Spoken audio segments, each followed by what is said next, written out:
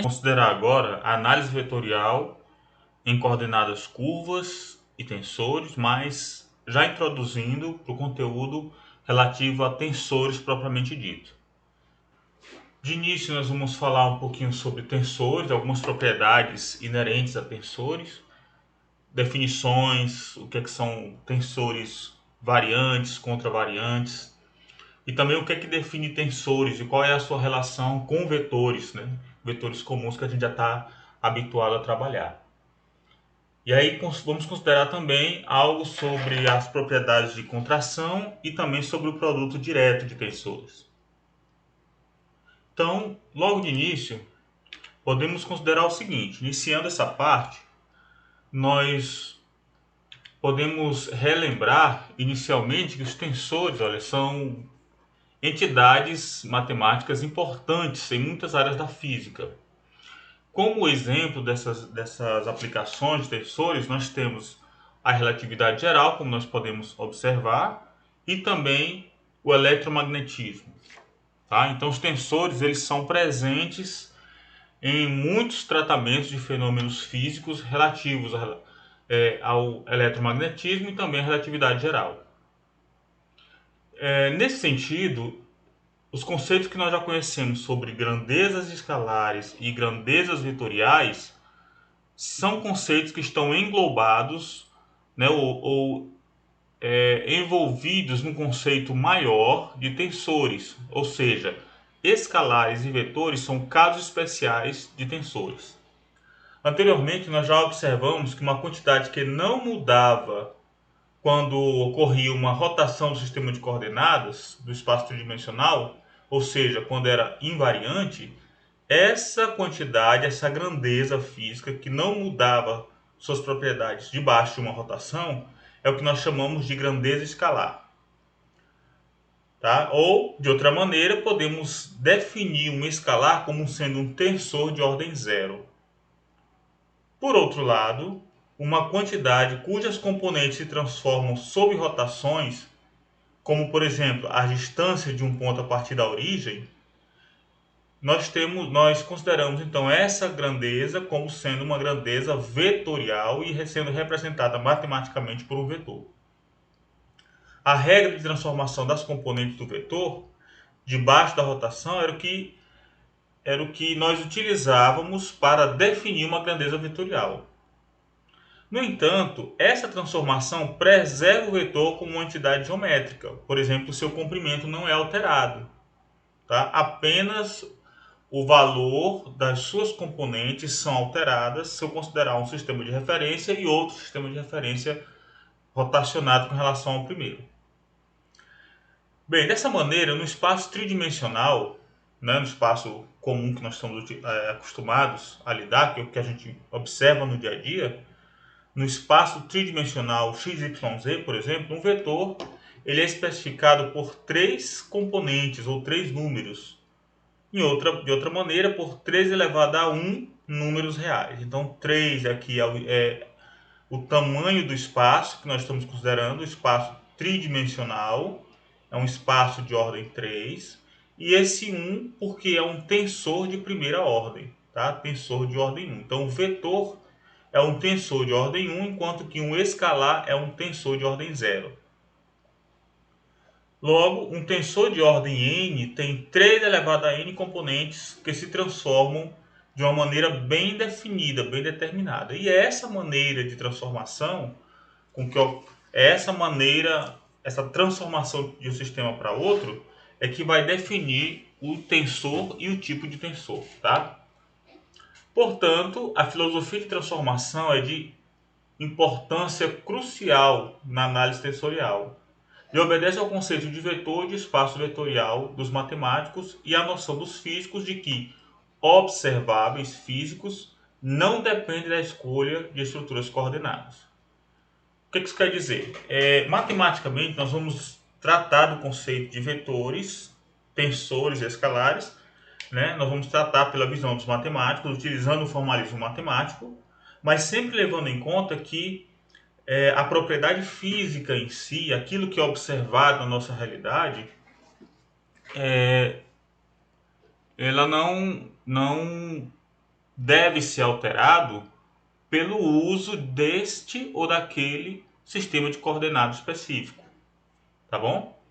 Então, o mundo físico, ele é descrito pela matemática, mas o mundo físico, as conclusões físicas não podem ser alteradas ou não podem sofrer influência do tipo de sistema de coordenadas que nós estamos escolhendo. Muito bem. Dito isto, podemos avançar um pouco para considerar alguns pontos iniciais. Nós vamos considerar primeiro aquilo que nós sabemos sobre o vetor, ou grandeza vetorial, né? Nós já vimos que a lei de transformação vetorial pode ser expressa como sendo A i' igual a somatória em J de A e J a J. Quem é esse A i' e quem é esse AJ? O A i' são as componentes do nosso vetor A num sistema de coordenadas rotacionado linha. Enquanto que o AJ são as componentes do vetor A num sistema de coordenadas não rotacionado definido pelas coordenadas sem linha. Então, por exemplo, no espaço tridimensional, nós teríamos esse I aqui pode variar de 1 a 3, então eu teria o A1', A2' e A3'. Pode muito bem substituir o AX', o AY' e o AZ'. E esse AJ, com J variando de 1 a 3, esse AJ pode ser o A1, A2 e A3, ou seja, o AX, o AY e o AZ.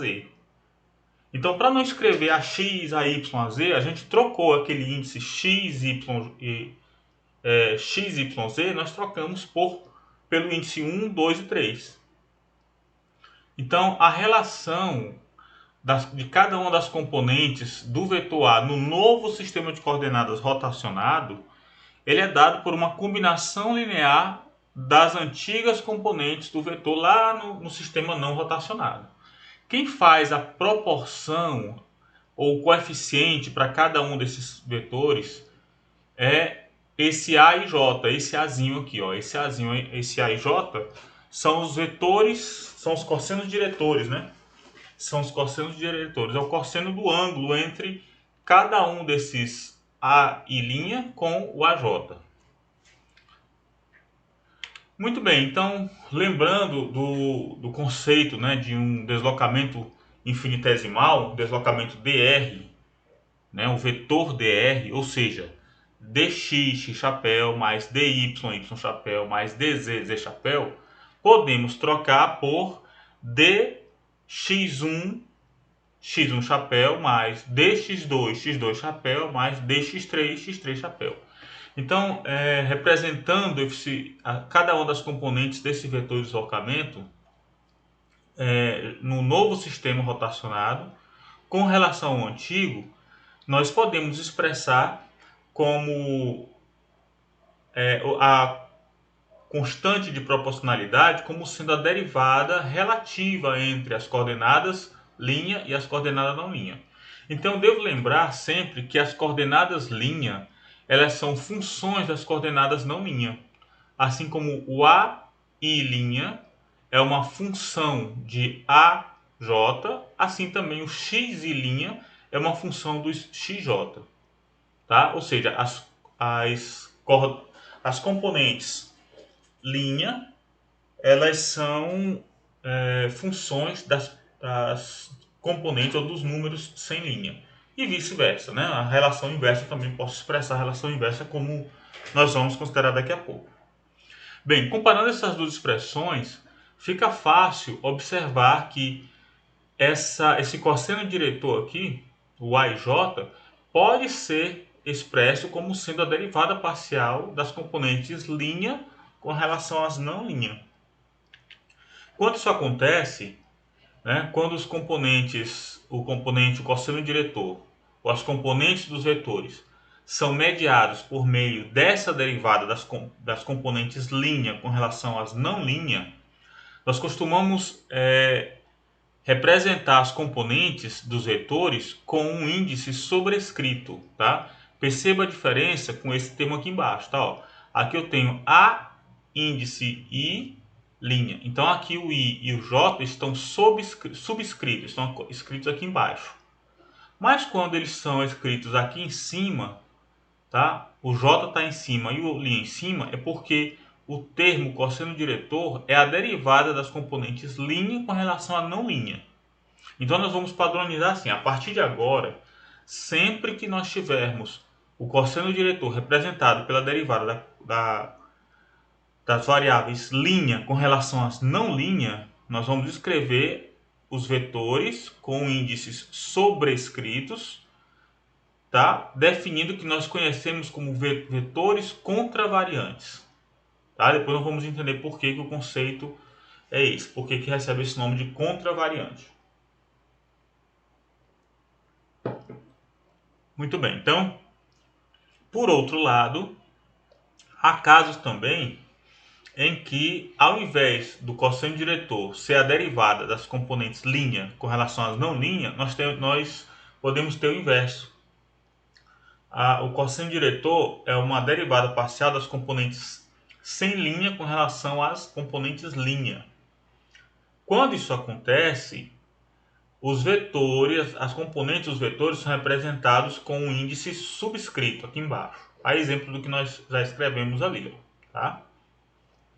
Então, quando isso acontece, quando o cosseno diretor é dado pela derivada das componentes não linha com relação às linhas, nós chamamos de vetores covariantes.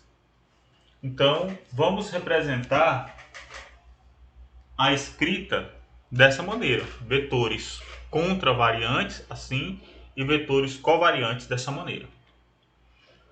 Portanto, qualquer vetor contravariante, estamos falando desse item aqui, ó, são denotados por um índice superior sobrescrito, tá bom? Ó, o A'I lá em cima e o AJ lá em cima, tá vendo? Ó, aí. Enquanto o índice inferior subscrito aqui, ó, para esse e para esse, né, são utilizados para um vetor covariante, tá bom?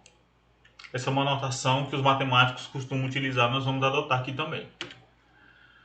Bem, um exemplo disso, como nós já falamos, um exemplo de transformação de vetores é a rotação. Então lembra que nós já lidamos com isso anteriormente, vamos só revisar aqui, olha. Aqui eu tenho um sistema XY, tá, ó, XY, e tenho um sistema X', Y', que está rotacionado de um ângulo φ com relação ao sistema sem linha. E aqui temos o vetor R. Perceba que esse vetor R é a distância entre a origem até aquele ponto. Então, rotacionar o sistema de coordenadas fisicamente, não deve alterar o valor de R. No entanto, o que a gente observa é que o valor das componentes do vetor R em cada um dos sistemas de coordenadas é alterado. Lógico, porque eu mudei o sistema de coordenadas, o número ou a projeção de R em cada um dos eixos deve ser diferente. Com relação ao sistema sem linha, que é o eixo, o plano XY aqui, olha, ele tem componente X e componente aqui, ó, Y.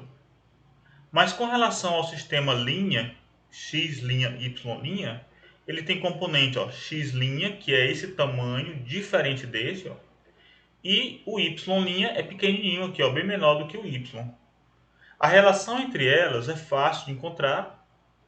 Basta lembrar da definição de seno e cosseno, tanto de θ quanto de θ' e associar com o ângulo φ. De modo que x' pode ser expresso como x cosseno φ mais y seno φ. E o y' aqui, olha, é dada por menos x seno φ mais y cosseno φ. Então perceba que o x' é uma combinação linear, é uma função das componentes sem linha. E o y' também é uma função das componentes sem linha. Aqui a gente pode observar que existe aqui os cossenos diretores, estão aqui, ó, cosseno φ, seno φ, também é um cosseno de φ aqui, ó. Esse φ aqui deve somar com π, aliás, com π sobre 2, para poder associar esse seno de φ. Aqui eu tenho menos o seno de φ, aqui eu tenho mais cosseno de φ.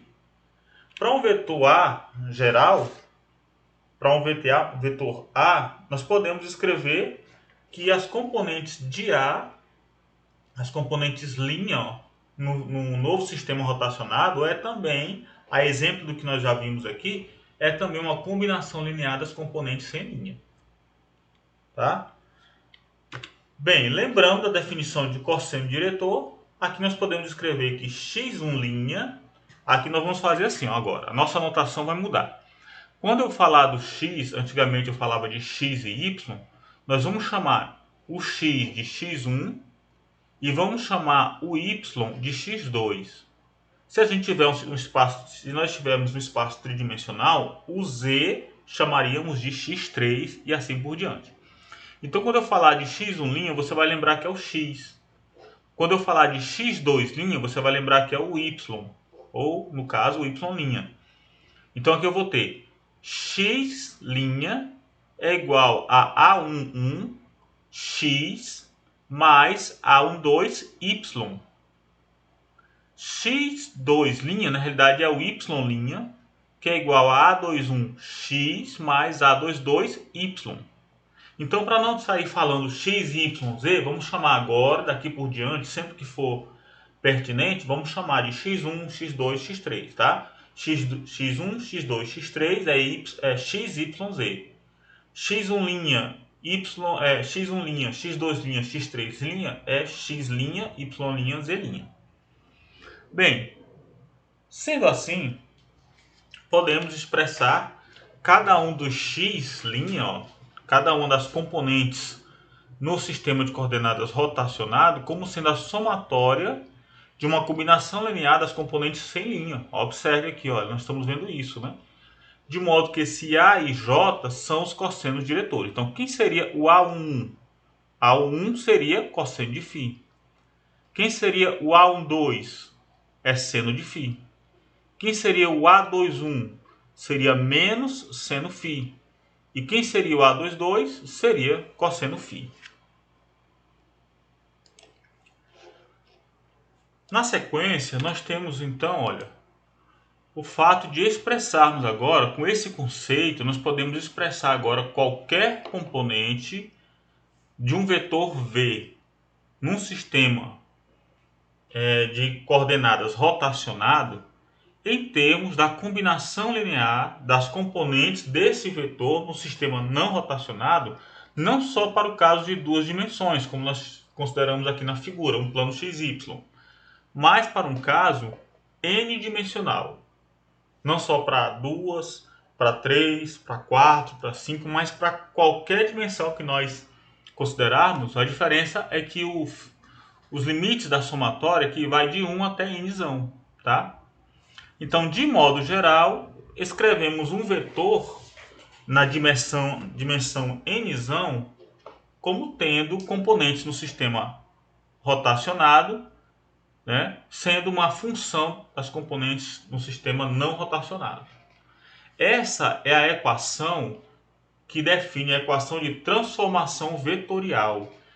Então, todo vetor, né, ele é vetor, não é porque ele tem modo, direção e sentido, como se costuma definir. Não, vetor é aquele que, debaixo de uma rotação de um sistema de coordenadas, obedece a uma equação dessas. Tá? E a gente já viu então que o J é a derivada parcial das componentes em linha com relação à não linha. Muito bem.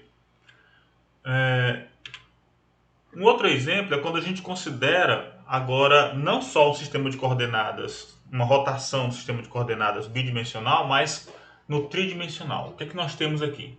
Temos o vetor R, né? Novamente o vetor R com relação ao sistema x, y, z, tal, x, y, z, nós temos o vetor R como sendo definido pelos pontos x, y, z, tá? Esses pontos x, y, z é a projeção desse comprimento em cada um dos eixos x, y e z, tá? Esse z aqui não é esse mesmo z não, tá? Esse z aqui identifica o eixo z, aqui esse y identifica o eixo y e o x identifica o eixo x.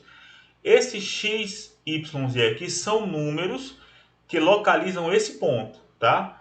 Então eu tenho que projetar o R em cada um dos eixos x, y e z e vou encontrar esses valores aqui, ó, x, y, z.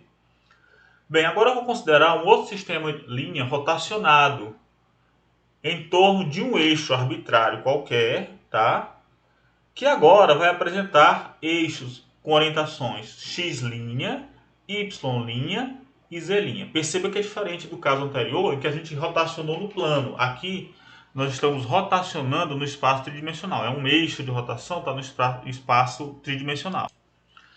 Bem, então, como as componentes linha são funções das componentes não linha, nós podemos definir os cossenos diretores entre cada uma das coordenadas, cada um dos eixos, olha, do x com x', do y com y', do z com z', ou do y com x', por esses números aqui.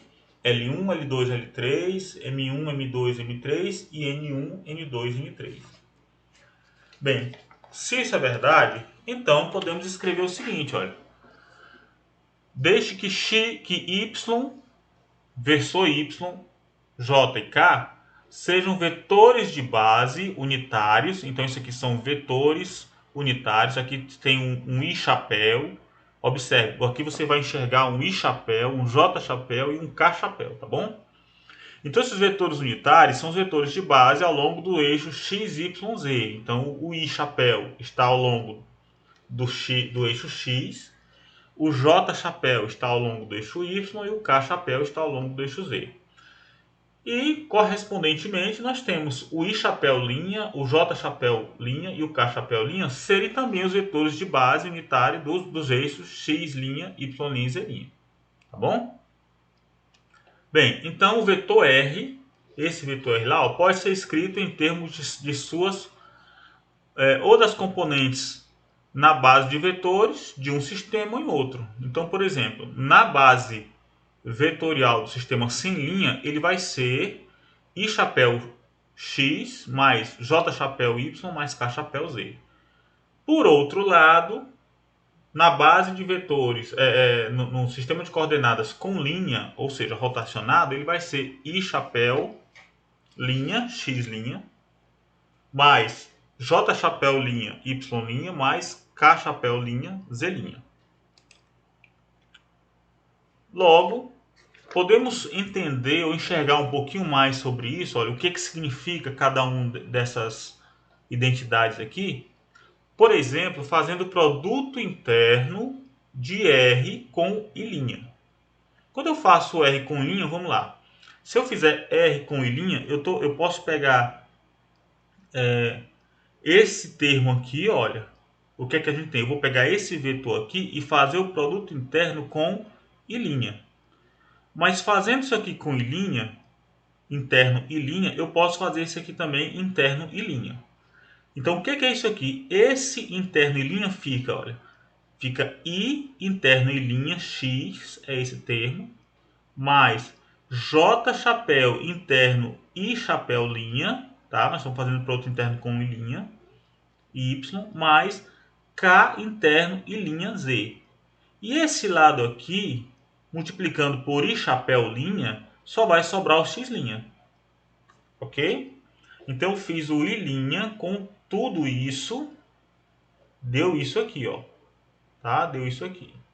E fiz o I' com tudo isso daqui, só sobrou o x'. Bem, aí nós utilizamos as identidades, né, que o I' interno I' dá 1 e quando é trocado dá 0, tá? Portanto, olhando para a identidade, a gente vai ter o quê? Que o x' vai ser x', o x' aqui, olha, ele vai ser I chapéu interno I' chapéu, que dá o L1, que é o ângulo entre, quando eu faço I', quando eu faço I chapéu interno I' chapéu, nós vamos ter o cosseno do ângulo entre eles, ou seja, L1, uma vez que eles são vetores unitários. Quando eu faço o J interno I', eu vou ter o ângulo entre o x' e o y, entre o x' e o y, eu vou ter o M1. E quando eu faço o K interno e linha, né? O K interno e linha eu vou ter o N1. K interno e linha eu vou ter o N1, que é o ângulo, é o cosseno do ângulo entre o eixo x' e z. Então podemos escrever o x' como sendo L1x mais N1y mais N1z. Fazendo a mesma coisa agora, ao invés de multiplicar por I', multiplicar por J' e depois por K', nós vamos encontrar as expressões para Y' e Z'. As equações 2, 4 e 2, 5 são chamadas de equações de transformação do sistema de coordenadas sem linha para o sistema de coordenadas com linha. Então, uma vez que eu conheço os cossenos diretores e eu conheço as componentes sem linha, eu posso facilmente encontrar as componentes com linha. Nesse exemplo, nós vamos fazer o seguinte, agora nós vamos fazer o contrário. Podemos, ao invés de multiplicar por I', depois J', chapéu, depois K', chapéu, multiplicar por IJK, chapéu. E vamos encontrar a função inversa, a equação inversa. Nós vamos ter as funções agora sem linha, né, as componentes sem linha em função das componentes com linha. Esse é o resultado da equação 2,6, tem esse resultado. De modo que podemos lembrar, né, olhando para a equação 2,5, 2,4 e 2,5, nós vamos expressar as componentes linha como o produto dessa matriz 3×3 de 9 componentes, olha, essa matriz 3×3 por essa matriz coluna de 3 componentes sem linha. Ou, de outra maneira, escrever R' como sendo A, R. Esse R', A e R são matrizes, né, conforme definido aqui na equação 2,7. De modo semelhante, podemos escrever também o R como sendo A transposta R'. Então, essa equação aqui, ela resume essa daqui, olha, que são as equações 2,4 e 2,5. Por outro lado, essa daqui é a inversa dessa. Em outras palavras, para encontrar R, as componentes linha, a partir das componentes sem linha, eu devo usar essa matriz dada pelos cossenos diretores. Agora, para encontrar as variáveis sem linha a partir das variáveis linha, eu uso a matriz transposta dessa matriz aqui, olha, tá bom? A transposta dessa matriz que transforma de sem linha para variável linha. O tratamento matricial nós vamos considerar a partir no próximo capítulo, né? Não vai ser agora, mas só para lembrar que existe uma intimidade ou uma relação bem próxima entre tratar uma grandeza vetorial e tratar grandezas por meio de matrizes ou por meio de componentes. Então eu posso expressar vetores por meio de matrizes coluna e posso expressar aqui, ó, um operador por meio de uma matriz quadrada, tá bom? Mas isso vai ser feito, né, nós vamos olhar com um pouquinho mais de cuidado mais à frente, quando estivermos tratando de matrizes, tá? Bem, vamos falar agora sobre vetores cartesianos. Vetores cartesianos, olha, pela relação que nós encontramos, um vetor no sistema de coordenada linha tem componentes vx', vy', vz', ou v1', v2', v3'. E estão relacionados com as componentes do sistema não rotacionado, v1, v2, v3, ou vx, vy, vz, por meio da matriz cujas componentes são os cossenos diretores. Então podemos escrever que v' é igual a AV. Nós podemos simplificar a notação fazendo como, olha, trocando xyz por x1, x2, x3, as componentes linha x por x1, y por x2 e z' por x3'. Como eu já adiantei, ó, Vx, Vy, Vz, V1, V2, V3, e Vx', Vy', Vz' vira V1', V2', V3'. Logo, o A, né, esse A, na equação 2,7, se torna A1, A12, A13, A21, A22, A23 e A31, A32, A33. Não, as componentes, os vetores, né, os cossenos diretores A e J são dados, né, definidos aqui nessa relação e, portanto, qualquer componente em coordenada linha é dado por uma combinação linear das componentes não linha, mediado pelos vetores, pelos cossenos diretores. Tá? E aqui no espaço tridimensional, o J, a contagem vai de 1 a 3, como a gente já observa aqui. Tá bom? Bem, sendo assim, né, lembrando disso, podemos observar novamente, ó, podemos ter os vetores linha com relação aos vetores não linha, ou os vetores não linha a partir dos vetores linha. Dessa maneira, né, nós expressamos a diferença está na ordem dos índices. Percebam que o A e J define os vetores linha a partir das componentes não linha. E o AJI define os vetores sem linha a partir das componentes linha. Então, isso aqui nos lembra da definição do A e J. O A e J está aqui, ó. O A e J encontra a linha a partir das componentes não linha. E o AJI encontra as componentes não linha a partir das componentes linha. Então, olha, a relação, a equação de transformação de um vetor cartesiano a partir das componentes sem linha, né? Sem linha.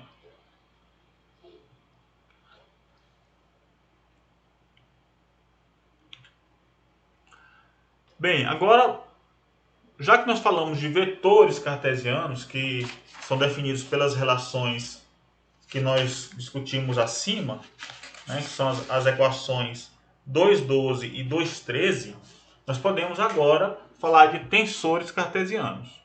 Então, um tensor de ordem zero tem uma componente que é invariável debaixo de uma rotação de eixos.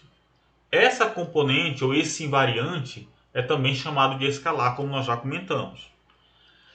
Então, exemplos são o comprimento de um vetor e o produto interno de dois vetores. São grandezas que são invariantes debaixo de rotação. Então, quando isso acontece, essas grandezas que são invariantes debaixo de uma rotação são chamados de escalar ou invariante. Agora, um tensor de primeira ordem é o que nós conhecemos como um vetor, né? Um tensor de segunda ordem ele tem 9 componentes no espaço tridimensional e em todo o sistema de coordenadas retangulares. Se nós chamamos as componentes de T e J, as componentes TK' num sistema rotacionados são dados pelo produto, né, através do produto dos cossenos diretores da matriz A. Então, podemos escrever para um tensor de segunda ordem, tá? Nós estamos saindo agora da situação de um vetor apenas para um tensor de segunda ordem. As componentes do tensor TKL' é agora somatório, é um somatório duplo em I e J de AKI, ALJ, TIJ, com K e L indo de 1 até 3. Tá bom? Então isso aqui é a regra de transformação de um tensor de segunda ordem. Tá? É isso aí que define um tensor de segunda ordem. Então aquela entidade matemática que se transforma debaixo de uma rotação de eixos coordenados, obedecendo essa relação, nós chamamos de tensor.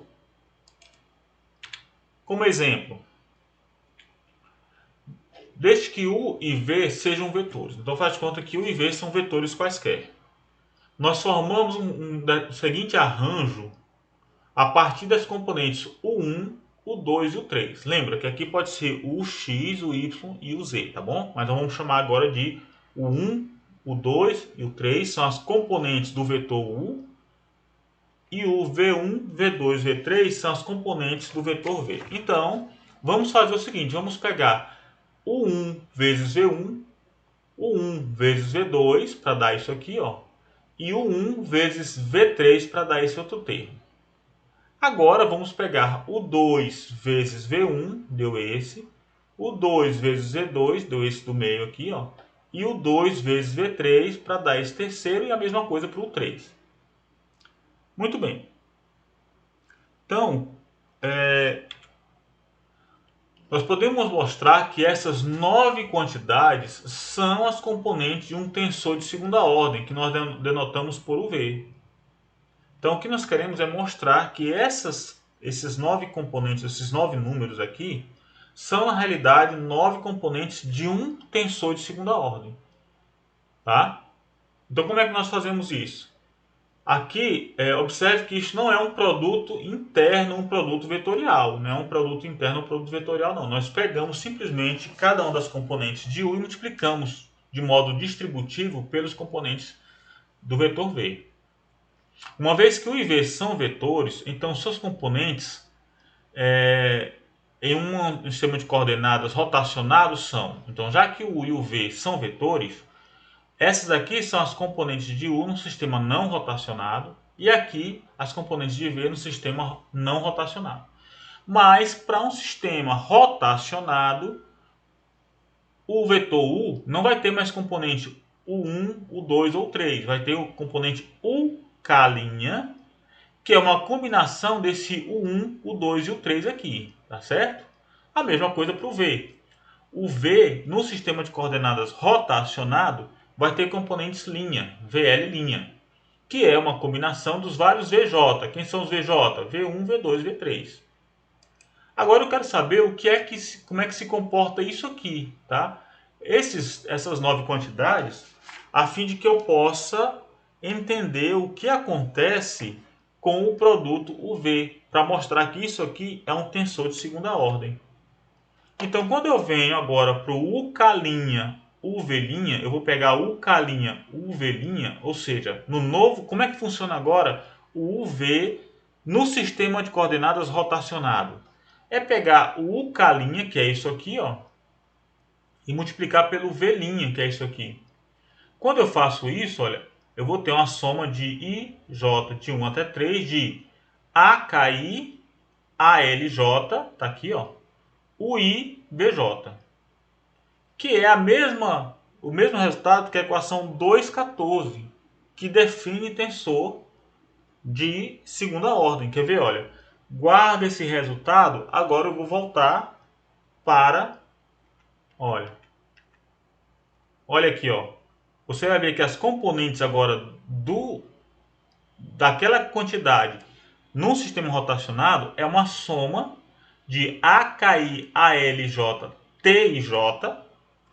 Olha a equação 2,14 com a equação 2,17.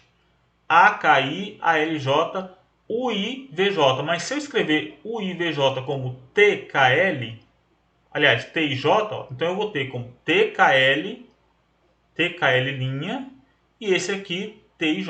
Então, aqui eu consigo demonstrar que o produto realizado dessa maneira representa, ou esse UV aqui, olha, representa, aqui não é o U interno V não, tá? E nem é U externo V, não é um produto interno, nem um produto vetorial, é apenas multiplicar U por V, tá? Não é um produto interno, nem um produto vetorial. Então, isso daqui mostra que essa grandeza UV é um tensor de segunda ordem. Então, para tensores de ordem superior, nós fizemos para um tensor de ordem zero, que é um escalar, para um de primeira ordem, que é um vetor, e um tensor de segunda ordem. Para um vetor de ordem superior, para qualquer ordem, olha, de um tensor aqui de ordem 4, né? Eu vou ter A, alfa, beta, gama e delta, vai ser a somatória em JKL. Então aqui eu tenho um tensor de ordem 4. Perceba que a ordem está associada com a quantidade de índice do somatório, tá bom?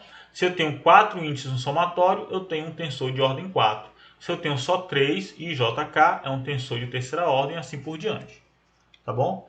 Então, de modo geral, nós temos aí os tensores, né, de uma ordem qualquer como sendo a somatória dos produtos dos vários quocientes diretores e a componente no sistema não rotacionado com relação para dar, né, para resultar as componentes dessa grandeza matemática no sistema de coordenadas rotacionado.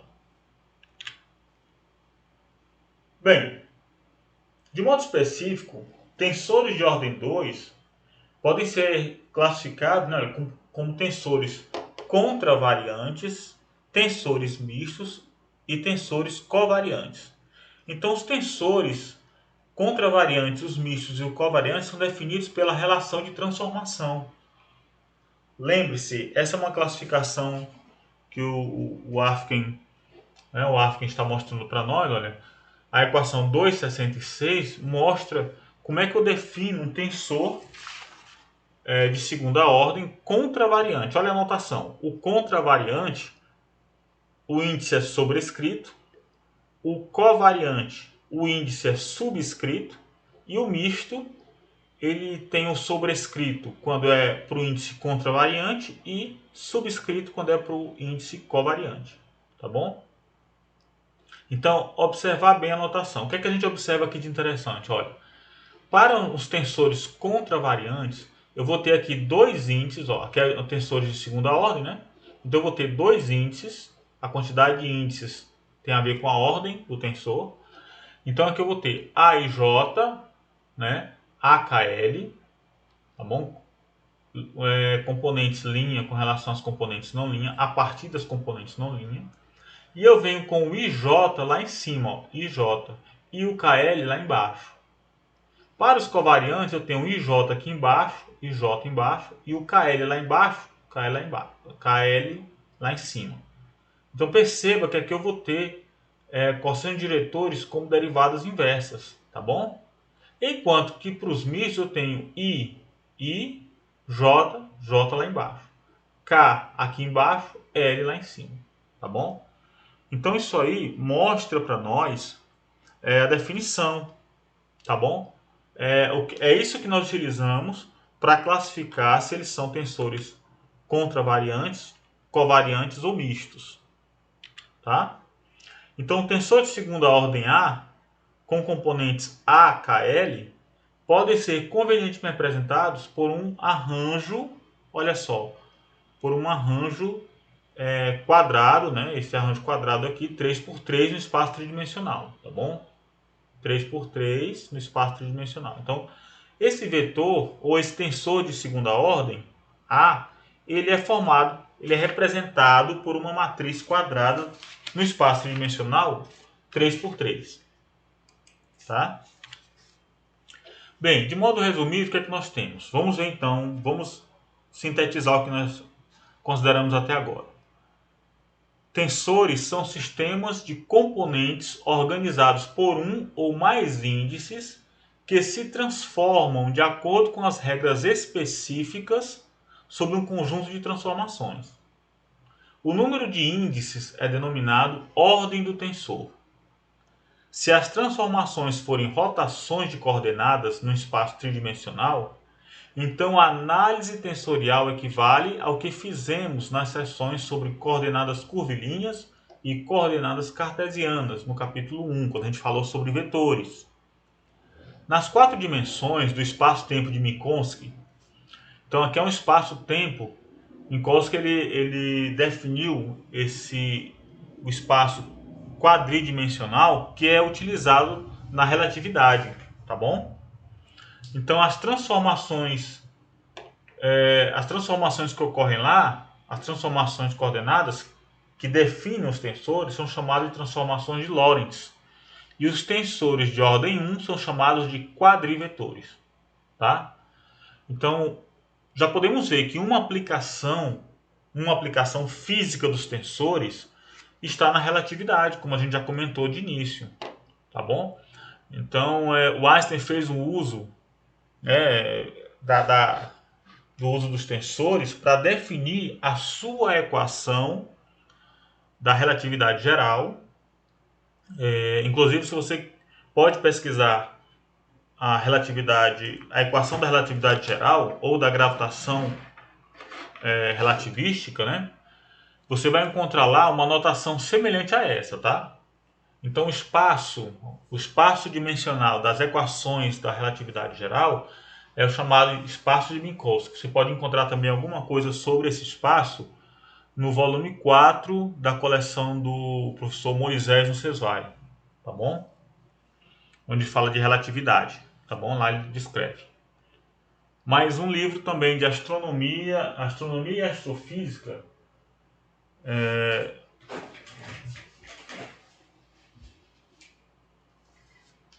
O livro também Astronomia e Astrofísica, do Klepper de Souza Oliveira Filho e da Maria de Fátima Oliveira Saraiva, também descreve uma aplicação da relatividade restrita, aliás, da relatividade geral, utilizando esses tensores. Tá bom? Vale a pena, aqueles que são mais curiosos podem dar uma consultada nessas referências, tá? Muito bem, então como funciona agora a adição e subtração de tensores? Ora, a gente já viu isso usando como modelo o que nós realizamos para vetores. Tá? Para vetores, eu tenho um vetor A e um vetor B, dando um vetor C. Cada componente do C é a soma das respectivas componentes dos vetores A e B. Da mesma forma, para tensores, somando dois tensores, o tensor resultante tem componentes igual à soma dos respectivos tensores. Então, por exemplo, se eu tenho a componente A e J do tensor A, eu vou somar com a componente B e J do tensor B para dar a componente C e J do tensor C, igual a soma, tá bom? Então, na convenção de soma, nós costumamos adotar essa convenção de soma lá na equação 266, de modo que as equações ganham uma notação mais simples. Então, olhando para essas equações, nós vamos simplificar, ao invés de estar sempre expressando o somatório, a gente pode substituir, por exemplo, o B e J aqui, olha, lá na 266, o B e J como sendo simplesmente igual à derivada parcial de linha de x' I por xk, depois xl por x' j, bkl. Eu só estou pegando isso aqui, ó, só estou eliminando a notação, tá? Não significa dizer que aqui eu não estou mais somando, não estou eliminando a notação, a somatória não. Ainda existe a somatória, só que a gente não vai mais escrever a somatória. Quando a gente olhar para isso, já fica subentendido que essa expressão é igual a essa, tá? Para não ficar repetindo sempre a somatória. Aqui é a convenção de notação do Einstein, né? A convenção de soma de Einstein, viu? Então, como eu falei, né, o Einstein utilizou muito essa questão do conceito de cálculo tensorial para descrever, para chegar na sua equação da relatividade geral. E pelo uso, né, constante dos tensores, ele preferiu resumir isso daqui para evitar ficar carregando a notação. Muito bem, então, uma outra coisa interessante sobre os tensores são as propriedades de simetria e antissimetria. Então aqui a gente define um tensor simétrico quando eu tenho a componente AMN é igual a ANM. São tensores que nós chamamos de tensores simétricos. Por outro lado, um tensor antissimétrico é aquele em que AMN é igual a menos ANM. Quer dizer, trocando a ordem dos índices, aqui aparece um sinal de menos, é um tensor antissimétrico, e trocando a ordem, o que multiplica o novo número vai ser o 1 ao invés de menos 1. Quando isso acontece, é um tensor simétrico. De modo que nós podemos construir qualquer componente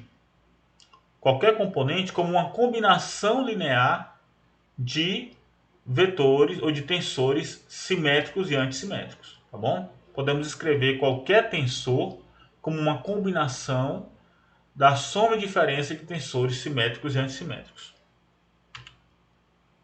Bem, um exemplo disso, nós podemos considerar uma aplicação física de tensores que estão fortemente sujeitos às suas propriedades de simetria e antissimetria.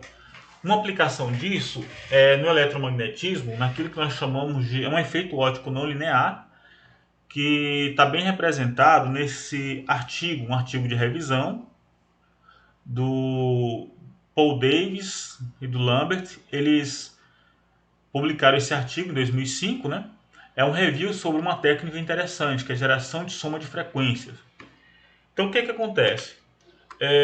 Primeiramente, eles consideraram um tensor de polo elétrico, como um tensor de polo elétrico μ, como sendo a soma de uma contribuição linear com uma contribuição que depende do campo elétrico, não linear. Esse alfa é chamado de tensor de polo elétrico, momento de polo elétrico não linear. Quando os campos elétricos que atuam na matéria são muito intensos, esse tensor, momento de dipolo elétrico, ele é dado por uma série infinita do campo elétrico, tá bom? Então nós temos o momento de dipolo linear, aqui é um momento de dipolo de primeira ordem, de segunda ordem, de terceira ordem, e assim vai. Da mesma maneira, ao invés de olhar para uma molécula só, se nós olharmos para o material inteiro, o correspondente do momento de dipolo elétrico é a polarização. Então, a polarização, quando os campos elétricos são de pouca intensidade, essa polarização é um vetor que é a resposta do material ao campo elétrico incidente. Então, quando o campo elétrico incide no material, as suas moléculas tendem a se orientar na mesma direção do campo. Tá? A somatória do efeito de todas as moléculas no material é o que a gente chama de polarização. Quando os campos elétricos são intensos, a polarização também, olha, a exemplo do momento de dipolo elétrico, a polarização também é dada por uma série infinita do campo elétrico. Então aqui nós temos polarização de primeira ordem, polarização de segunda ordem, polarização de terceira ordem e por aí vai. Vamos nos concentrar naquilo que é mais importante para nós, que é a polarização de segunda ordem, que é dada por ε0, é a permissividade elétrica do vácuo, vezes Q ao quadrado, aliás, Q de segunda ordem, E1, E2. Tá? E1 e E2 são dois campos elétricos que estão incidindo no material. Bem, se eu tenho dois lasers que incidem no material, eles produzem, está aqui um no infravermelho e outro no visível, eles vão gerar um sinal de som. Os detalhes da técnica a gente não precisa considerar. O que é importante é que a orientação espacial dos campos elétricos é interessante, de modo que os ângulos no sistema XYZ têm essas componentes, né, que podem ser expressas como em termos do cosseno, olha, de θ e aí eu lembro dos cossenos diretores aqui, né? Esses RS são chamados coeficientes de Fresnel, né? São os coeficientes da refletividade, tá? Na polarização S e polarização P, de modo que as componentes EX, EY e EZ dos campos elétricos gerados é uma combinação dos campos incidentes. Bem, isso aqui é teoria eletromagnética, né? O eletromagnetismo 2, propagação de ondas eletromagnéticas, a gente não precisa se preocupar com isso agora.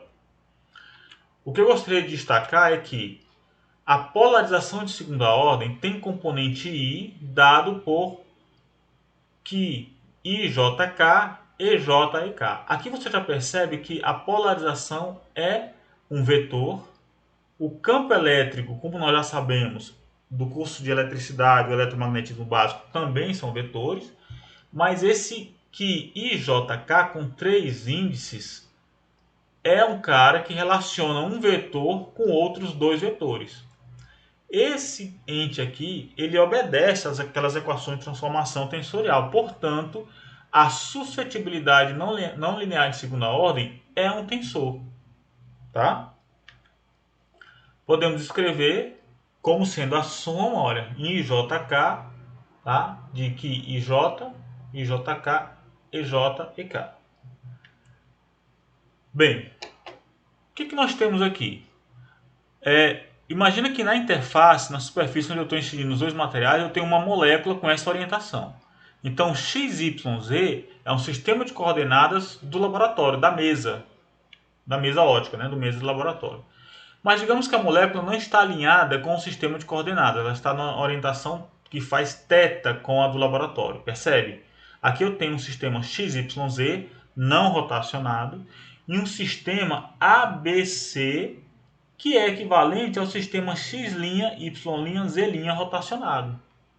Tá? O θ a rotação, o ângulo de rotação do sistema linha, né, ou ABC, com relação ao sistema não linha XYZ. As componentes são relacionadas, componentes com relação ao sistema não rotacionado, a partir do sistema rotacionado por essa matriz, que é a matriz dos cossenos diretores. Perceba que isso aqui que nós estamos falando é desse artigo, tá? Desse artigo que é utilizado para descrever essa técnica de análise de materiais utilizando ótica não linear. Então a suscetibilidade é a média orientacional e o que é importante é que sempre que esse tensor aqui, olha, sempre que a gente muda o sistema de coordenadas, a orientação dos eixos, de IJK para menos I, menos J e menos K, o valor do tensor se mantém. Mas em algumas situações ele pode ser negativo. Isso aqui é essa questão da simetria e antissimetria da suscetibilidade não linear de segunda ordem, é o que nos garante obter informação sobre a orientação molecular. A orientação molecular quando as moléculas estão depositadas, por exemplo, numa superfície. Então, essa técnica é utilizada para determinar a orientação de moléculas em determinada superfície. Então, aqui nós estamos falando de moléculas, tá? Esse tamanho aqui, ó, é da ordem de 10 a menos 9 metros, ou da ordem do nanômetro, tá bom? Essa suscetibilidade vai ter, então, todas essas componentes, não precisa lembrar de onde vêm todas elas, mas pelo fato dessas propriedades de simetria, nós podemos eliminar muitas delas e nós ficamos apenas com essas componentes. Então, o que nós podemos fazer é determinar, por exemplo, a orientação molecular. Então, esse outro artigo, né, de 2009, ele traz aqui o ordenamento molecular de filmes de polieletrolitos LBL, camada por camada, estudado por aquela técnica lá. Tá bom? Então, use exatamente essa propriedade de simetria e antissimetria da suscetibilidade não linear de segunda ordem. Então, aqui a gente vê, olha, os resultados que foram obtidos. A intensidade do sinal depende do valor da grandeza e essa aqui é uma medida de interferência, tá? Que dá exatamente essa medida foi possível determinar exatamente o sinal dessas suscetibilidades aqui, se é positivo ou negativo. Mas interessante é que aqui, olha, para outras amostras, observou-se que em alguns locais o sinal era zero, depois tinha um sinal, não tinha sinal e depois voltava a ter sinal de novo. E aí foi possível determinar um modelo que mostrava que as moléculas mudavam de orientação, ou seja, se comportavam de maneira diferente conforme o filme ia crescendo. Bem, isso serve para ilustrar que isso que nós trabalhamos matematicamente tem uma aplicação prática, tá? Tem uma aplicação prática, então é uma consequência, né? A gente consegue medir essas propriedades na prática, no laboratório, e quantificar esse tensor, tá bom? E com isso buscar informação, por exemplo, ó, na caracterização de materiais. Então, por exemplo, essa técnica foi utilizada para isso, tá bom? Para determinar a orientação molecular dessas moléculas quando eram orientadas, quando eram depositadas no filme, no substrato de vidro que era negativamente carregado. Qual que é a importância disso? Esses filmes são utilizados como sensores. E recentemente foi desenvolvido um filme desse lá no Instituto de Física de São Carlos, por dois colegas meus, né, trabalharam comigo na época de mestrado e doutorado, e hoje eles conseguiram desenvolver lá um sensor para detectar em tempo recorde, tá? Detectar o coronavírus, tá bom? É um exame de um exame do coronavírus para saber se a pessoa é portadora ou não do vírus, tá? Então eles utilizam esse tipo de filme automontado aqui. Muito bem, então, para finalizar, a propriedade de contração, como já vimos, olha, vamos fazer assim agora, escrever o produto interno, né, o produto escalar AB, como sendo A e B, aí a soma, não precisa mais colocar soma, tá certo? De modo que cada uma das componentes agora, como nós já falamos, ó, é expressar o termo, aqui a gente já vai lembrar sempre que tem a soma, tá? Que isso aqui se refere a uma soma de componentes, tá? Viu? Mas não precisa escrever a soma, já vai ficar convencionado isso. E no produto direto também lembrar de sempre usar a notação, tá? AI', B'I, como sendo AK, BK. Então a aplicação desses conceitos vai ser mais interessante quando nós estivermos considerando exemplos de problemas resolvidos nas próximas aulas. Tá bom? Muito bem, as nossas referências que nós utilizamos, tá?